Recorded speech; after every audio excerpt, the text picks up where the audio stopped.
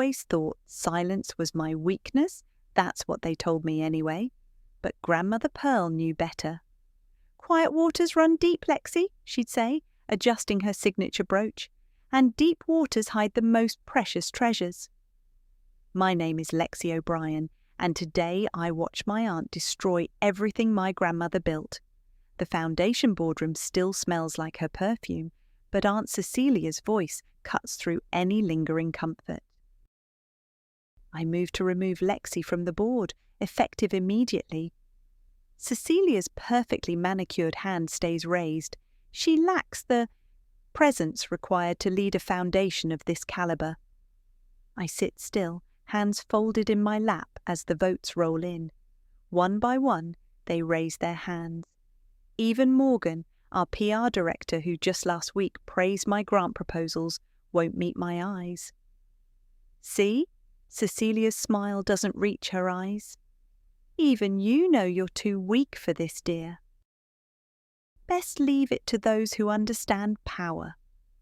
I gather my things slowly, methodically. The weight of Pearl's photo in my bag gives me strength. 3 weeks since we buried her, and already the vultures are circling. "Nothing to say?" Cecilia calls after me. "Typical." I pause at the door, turn slightly. "Actually, yes. Thank you for making this so clear." At home, I pour a glass of wine and open the sealed envelope my lawyer delivered this morning.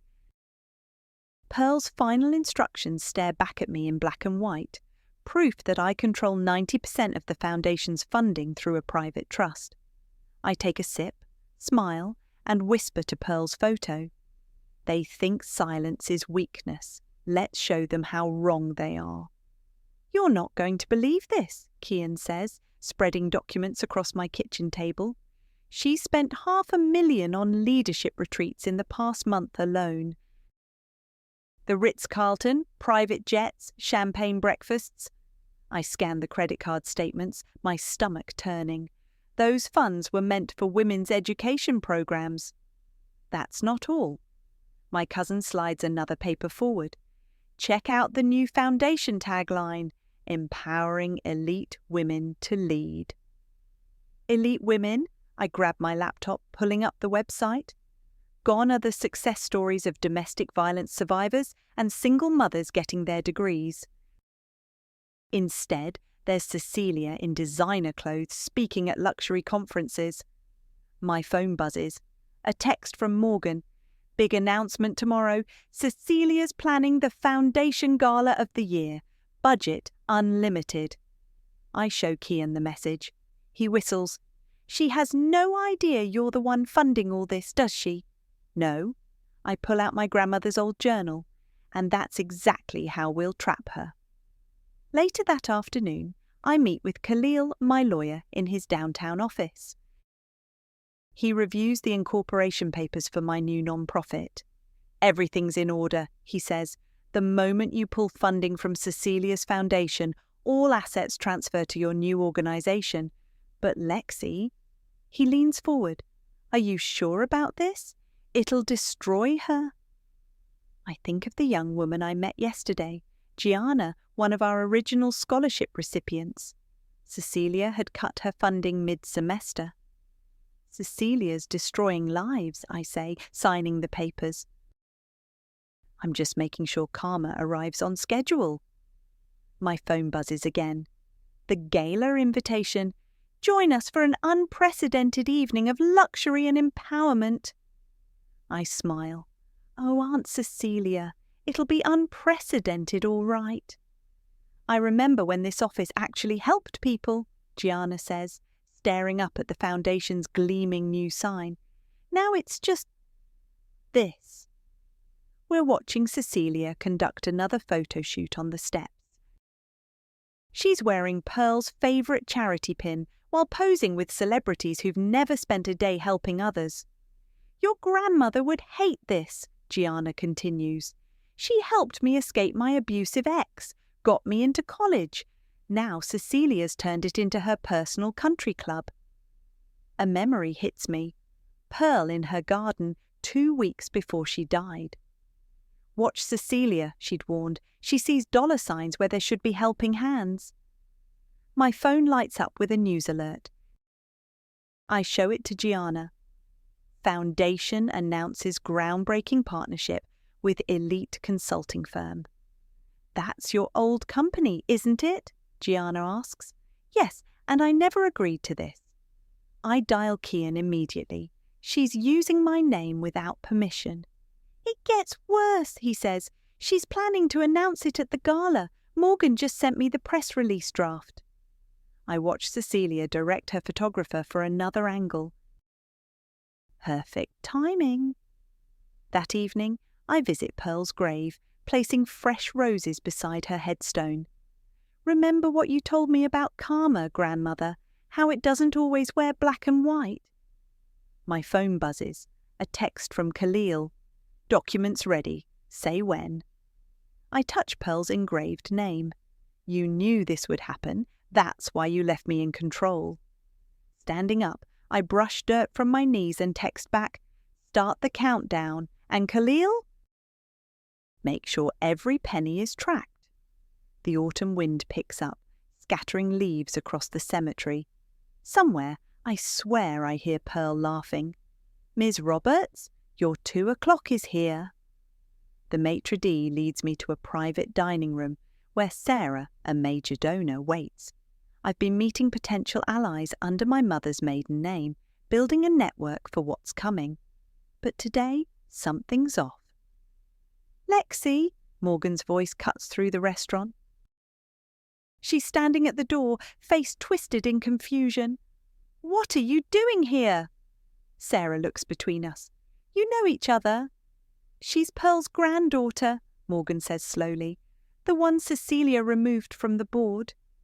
I maintain my composure, but inside my heart races.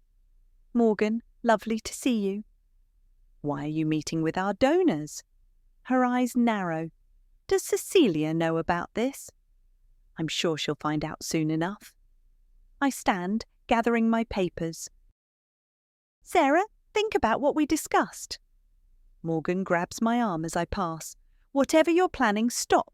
Cecilia will destroy you. I gently remove her hand. No, Morgan, she'll try. Back home, Kian paces my living room. This is bad, Lex. Morgan's already texted Cecilia. Let her. I check my phone. 3 missed calls from Cecilia. Everything's in place.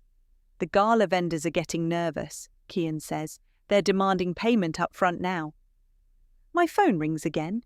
Cecilia. This time, I answer. Where's the money, Lexi? She sounds frantic. The accounts are showing insufficient funds. Really? How strange. I examine my nails. Have you checked your math? Don't play games. The money always appears. Not this time, Aunt Cecilia. I hang up, turning to Kian. Now we wait. He shakes his head. You're scary when you're quiet, you know that? So I've been told. 1,600,000, Kian reads from the spreadsheet. That's how much she's committed to the gala. Money she doesn't have. Khalil spreads the final documents across my desk. Once you sign these, there's no going back. The foundation's assets, name, everything transfers to your new organisation. Look at this, Kian turns his laptop. She's invited every media outlet in the city, even hired that celebrity event planner, Ricky. My phone lights up. Another frantic text from Cecilia. The caterers are threatening to pull out. Fix this now. You could still back down, Khalil says quietly. Give her another chance. I pull out Pearl's old photo album. Inside, dozens of women smile back at me. Domestic violence survivors, single mothers, immigrants who built new lives through the Foundation's help. She had her chance. I sign the papers. Send the notice to all gala guests. Kian types on his phone, then shows me the message. The truth about the Foundation's finances will be revealed at tomorrow's gala. Watch the Queen fall. Perfect. I stand walking to the window. How long until she figures it out? The banks will notify her about the frozen accounts in Kian checks his watch. About 20 minutes. Right on cue, my phone explodes with notifications. Cecilia's calling, Morgan's texting, board members are emailing. Should we answer? Kian asks. No. I touch Pearl's brooch, pinned to my jacket. Let them panic. Khalil gathers his papers. Oh, Lexi, your grandmother would be proud. I turn steel in my voice. No, she'd say this isn't about pride. It's about justice. My phone buzzes again. This time it's Ricky. Venue's threatening to cancel. What should I tell Cecilia? I smile. Tell her to dress her best. Tomorrow will be unforgettable. You're watching Channel 5 News. Live with Cecilia O'Brien, visionary founder of the Women's Empowerment Foundation. I mute the TV as Cecilia preens for the cameras, wearing Pearl's favourite necklace. The irony would make me laugh if it didn't hurt so much. She's giving her 4th interview today, Kian says, scrolling through his phone. Meanwhile, the venue manager's having a meltdown. No deposits have cleared. My doorbell rings. It's Morgan, mascara smeared. Please, Lexi. Whatever you're doing, stop. Cecilia's not answering her phone. Vendors are walking out and the gala's in 12 hours. Funny how karma works, isn't it? I let her in. Remember when you voted to remove me? I was wrong. She wrings her hands. But this gala, there are hundreds of guests coming. Important people. Like the women Cecilia kicked out of our housing program to fund her spa retreats? Morgan flinches. My phone buzzes. Khalil. Bank just flagged all foundation accounts. Freeze is complete. As if on cue, Cecilia calls. I put her on speaker. What have you done? She's shrieking. The accounts are empty. Not empty, Aunt Cecilia, just returned to their rightful owner. I built this foundation. No, my voice is ice. Grandmother built it, you just took it. I'll sue you, I'll destroy. Check your email. I hang up, turning to Morgan. You might want to read yours too. Morgan's phone dings. Her face pales as she reads. All assets transferred to... But how? Pearl never trusted Cecilia. I touch grandmother's brooch. She just needed someone patient enough to wait.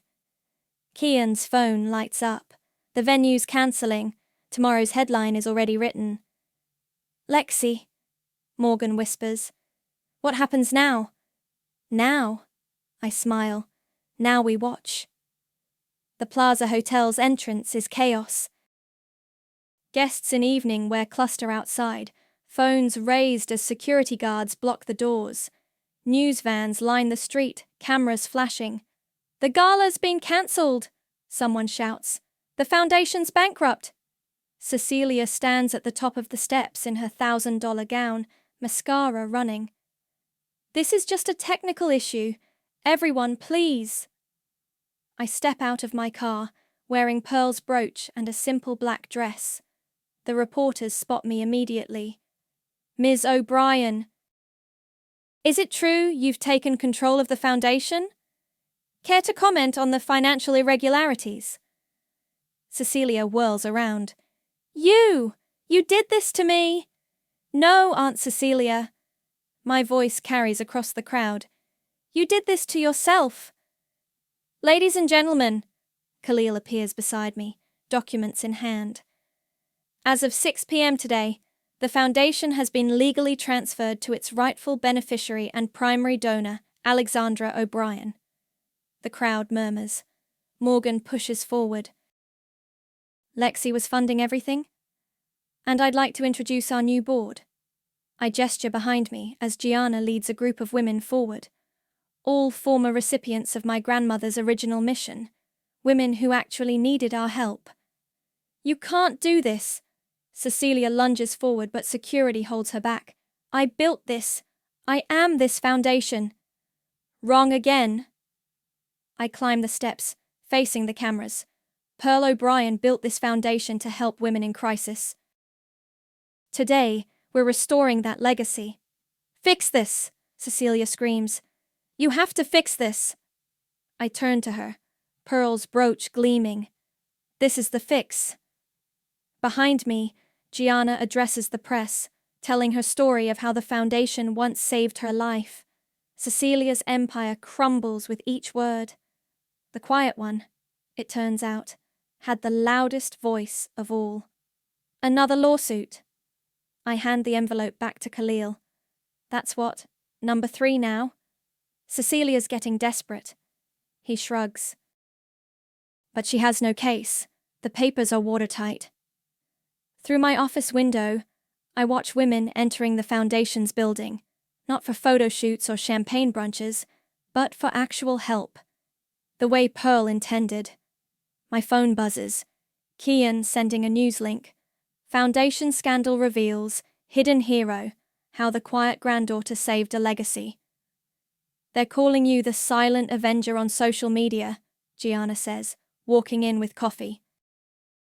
The memes are pretty epic. How's the new housing program? I ask, changing the subject. Full. We've already helped 30 women restart their lives. She pauses.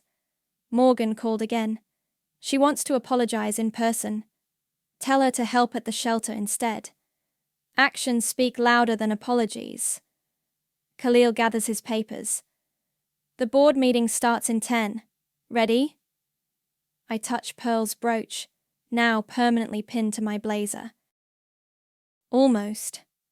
Walking to the boardroom, I pass the wall of success stories, old photos mixed with new ones, women graduating, opening businesses, escaping abuse, real stories, real changes. Kian meets me at the door. Cecilia's giving interviews again, playing victim. Let her talk. I straighten my jacket. We'll keep working. Inside, the boardroom's full. Gianna and other survivors-turned-leaders discussing budgets and programs. No champagne, no photographers, just purpose. My phone lights up one last time. Cecilia. You'll regret this. The silence will haunt you. I smile, typing back. They called me weak for staying silent. Now the silence is all you have left. Then I turn off my phone and join my real family at the table. There's work to be done,